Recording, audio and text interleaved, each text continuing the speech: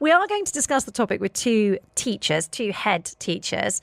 First of all, we've got Hilary Hunt. She is assistant head of the middle school at Victoria International School of Sharjah. She's joined me in the studio very kindly because, of course, she's not working today because she already has a 4-day week. Hilary, thank you for joining us. Hi, thank you for having me. Oh, it's such a pleasure to have you in. And then also joining us on the line on Teams, because he is still at work, because they still have a 4.5-day week in Dubai, is Mr.Seeley, who is the principal of Dove Green School in Dubai. Chris, lovely to have you join us on Teams. How are you? Morning, I'm great. Thank you very much. Thank you for having me back. I'm sorry I couldn't join you in person this morning. Don't worry, I would, if I was a parent at your school, I would be pleased you were on site. So that's absolutely understandable. And thank you to both of you for joining us, because it's a really important conversation. And I think you guys are at the, you're at the coal edge, so to speak. Is that how you describe it? Coal front, coal edge? At the coal face. Coal face. There we go. I knew there was a phrase. Coal face. You're at the coal face, so you really know what it's like. And Chris, I'm going to start with you because it's your week that might change. How do you feel about this prospect of a 4-day week for schools? I think you hit the nail on the head earlier. There's personally I've got mixed feelings about it because obviously I'm a father of 2 boys, but we're in a slightly different family position because we would all be off on a Friday, so that changes things at home slightly from your own position. But in terms of being a school leader, I think, there's mixed feelings around the school about it. We have actually started to discuss and sort of forward plan for this scenario just in case it happens, so we're ready. But mixed feelings would be the general consensus of opinion, I think, in education across Dubai at the moment. Okay, I feel very alarmed at the idea that you guys have even started to consider it, because I've been trying to sort of read the rumours and the way, read between the lines and where the water is going and, try and sense. And I really sense that there seems to be a move towards this idea of a 4-day week. Could you make it work, like from a curriculum point of view? Yeah, I mean, don't think there's any need to, for any great alarm around it. I think most international schools in Dubai and Sharjah and across the region are pretty adaptable and flexible, and we do deal with a lot of change on a daily basis, more so than we would do in our schools at home. So it's not that we're expecting it, we just don't want to get caught out. And I think many schools did get caught out a little bit with the work week changing that you referenced earlier on. We did pivot and adapt and move very quickly to cover that, but we just don't want to get caught out. So that's kind of point number one there. In terms of the curriculum, obviously we would have to extend the school day, which comes with various challenges and opportunities. There's concerns around particularly FS, KG, younger students in terms of their day being lengthened, but also curriculum wise, the curriculum is not all maths, English and science. What happens to some of those extra things that you would do, co-curricular activities, so sports, music, the arts, where do you fit those in? And that's maybe where I'm quite keen to learn from people like Hilary in terms of what they've been through in Sharjah in their context. Yeah, of course. So also joined in the studio here by Hilary Hunt, and we're going to actually have to wait to hear how Hilary has managed it. How many years has it been now, Hilary? Is it 2? It's about 2.5. 2.5. Oh, so you're well settled. Yes. So we're going to find out how it works for the teachers up in Sharjah and whether or not there is a rather lovely benefit, which I suppose would be that 3-day weekend, which I'd adore. But we'll get into the details of that. We've had one in already. That is a no to 4 days. This person says kids can't handle longer days and the academic load. That is a big no for me. Do you agree?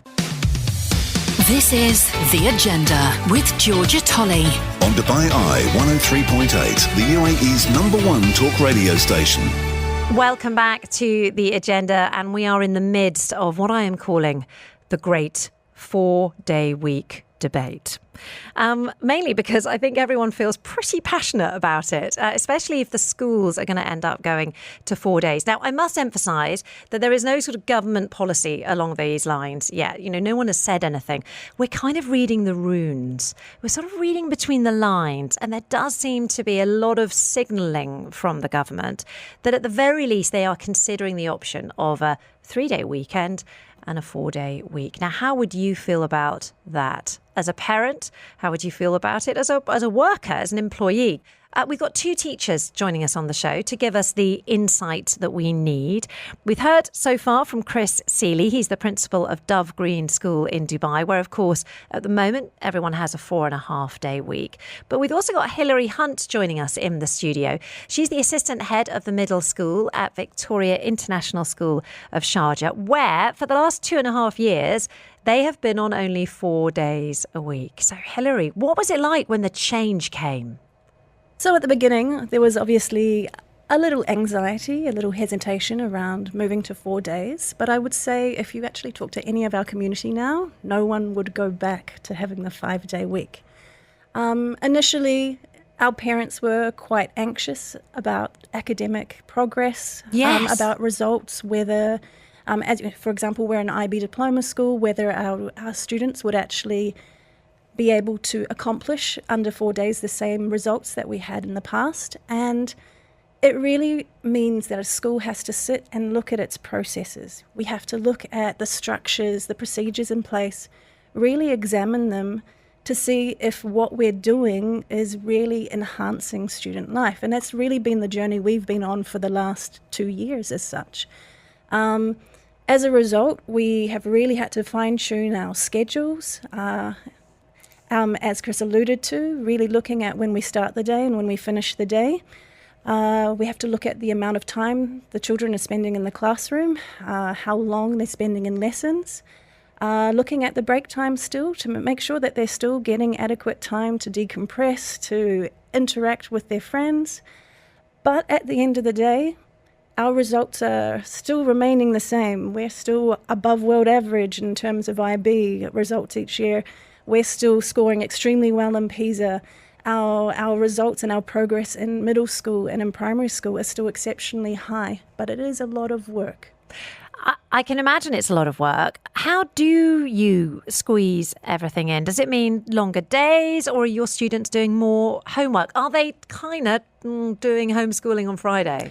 No, they're not doing homeschooling on Friday, but what I would say is that we really have to look at what we teach in terms of not just content practices, but actually the skills of learning. So, for example, in middle school, we've really reassessed our curriculum so that our children have the tools to go home and look at information and essentially, yes, they can learn and pick up things on their own. Our teachers are there for the explicit teaching, but at home they will always have homework. Our children will always have homework. But we need to ensure now through our teaching and our curriculum that we're giving them the skills that help them to acquire that knowledge. We're teaching them to be inquirers. We're teaching them to have resilience, problem-solving skills, because that in turn really helps them go out and look for new knowledge if, or perhaps they're not getting it in the classroom on the day. Oh, that makes me feel really nervous. Like it sounds great, but I've got 2 boys. They're not going to sit down and quietly do their homework and be inquiring. I need them in school with a teacher telling them stuff. Absolutely. But I would also argue, what are we preparing them for? You know, moving forward into the future, what are we preparing them for? Are we preparing them to just be content knowledge providers? Or are we preparing them for a life where they will have to look for answers, where they will have to collaborate, they have to work independently? So there's 2 views in this respect of, you know, what actually is the role of education. That said, to kind of allay your fears, of course, in the classroom, there is very explicit teaching still. There is still a focus on what we need to know. But perhaps it means that schools need to look at the curriculum and think, what are we teaching in the classroom in terms of what is absolutely necessary, you know? Chris, do you find listening to that, do you find it reassuring? Does that mirror quite a lot of the sort of modelling that you've been doing in order to try to, you know, potentially fit everything into 4 days?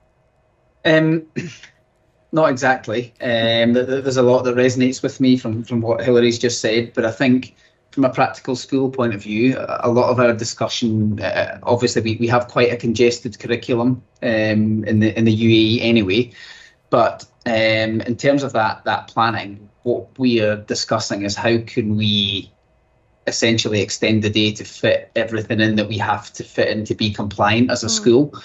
I fully understand the homework conversation and the requirement for students to learn thinking and learning skills so they can learn independently on their own. But I do feel we have a duty as a school to support that, and also to support the families and the communities that this would affect. And I suppose my question going forward is, what does a Friday look like? What would the rules and regulations around that be? Can we run RECAs on Friday? Can we do anything to support parents on Friday, or do we just stop? Because I think as a community school, we wouldn't be comfortable at all just stopping on a Friday. We'd need to put something in place, because as you and I have just discussed in terms of being parents, there's a range of opinions on this, and I think we'd probably want to do a bit more parental engagement around this as to what our school day actually looked like for families, before we started to look at learning skills and what education exists for. But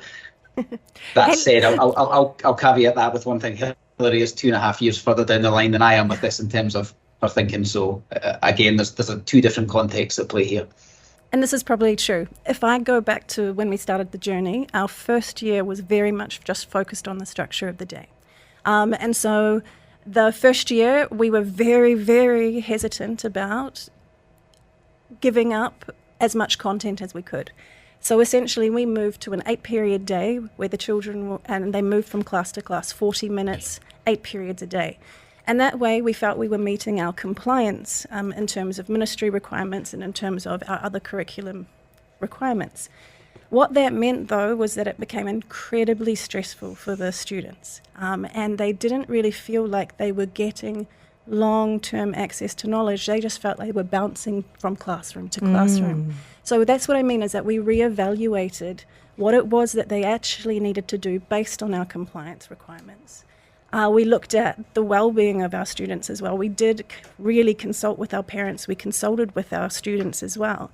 So now we operate with a 6-period day, 1 hour. We ensure that we are meeting our compliance needs from all of our educational, the ministry, etc. But we also really look at what it is that we're teaching in those classrooms at the time. In terms of long days, our staff are in at 7:15 in the morning. Our kids are in from 7:30. Oh, wow. Okay. Yeah, so mine start at 7:50 in middle school now. But that's 7:30. We have a window. So 7:30 through to 8 o'clock is where we have some of our clubs. So choir is running, we have swim squad, etc. That also helps our parents, because that's usually the drop-off point when they're on to work.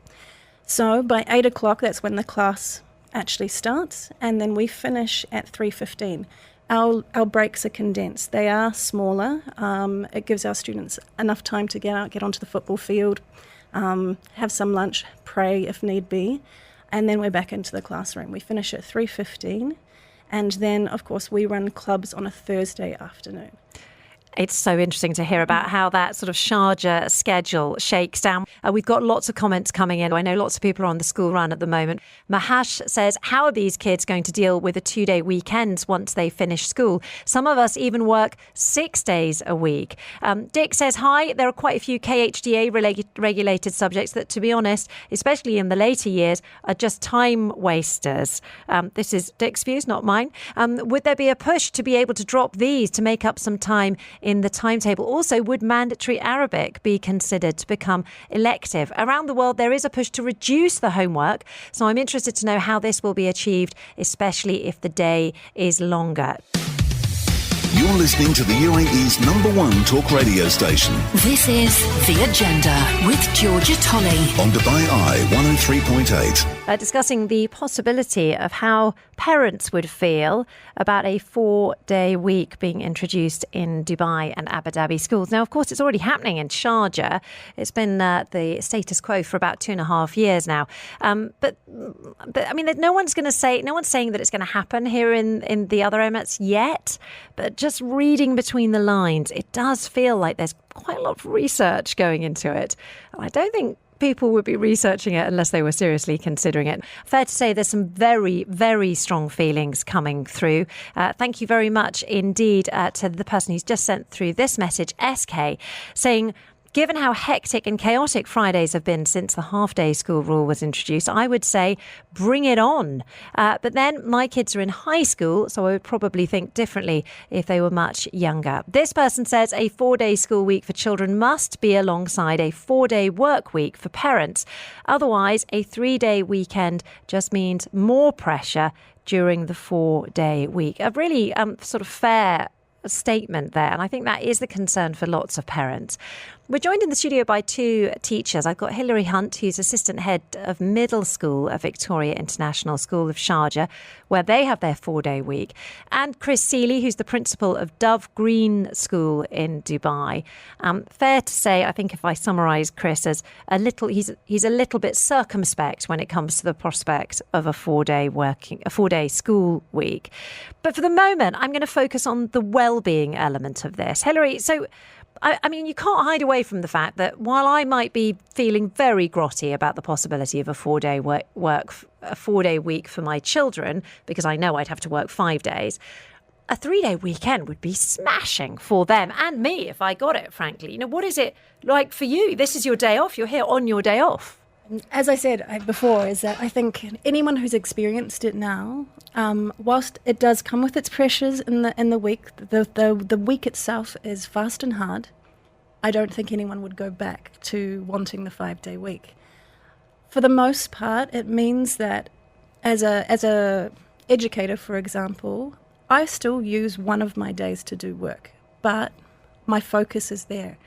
It means that the other 2 days, I really get to spend with my family, enjoying my family. I don't feel like I'm torn between my work and my family and my I have a test to mark, so I need to spend that. 2 days just isn't quite enough. What it means for the well-being of the school then is that you have teachers coming back on Monday who are well-rested, who are engaging for the child, and just ready to teach. Chris, I've got 30 seconds left with you. Have your worries been eased by listening to Hilary's experience? Yes and no. I think, there's a lot to learn from Sharjah. Obviously, there's completely different demographics in the Emirate of Sharjah as there is from Dubai and again in Abu Dhabi. But I think to some extent they have been. I think there's a huge discussion to be had around this in terms of both the well-being and the education elements around it. I'm still going to sit on the fence here and say I've not been completely convinced, but I've certainly learned a lot from this call in terms of what I think we need to do with that forward planning that I referenced earlier on. Guys, it's been an absolute pleasure to have you both join us on the line. Thank you very much indeed. Chris Seeley, you just heard there, principal of Dove Green School in Dubai. Hilary Hunt, assistant head of middle school at Victoria International School of Sharjah. Thank you both for your views.